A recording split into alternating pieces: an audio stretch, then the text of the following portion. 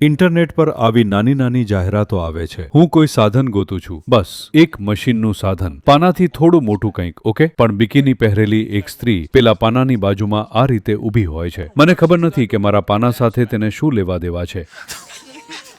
આને બદલવાની જરૂર છે. આ જાગૃત રીતે થવું જોઈએ બધી વસ્તુમાં.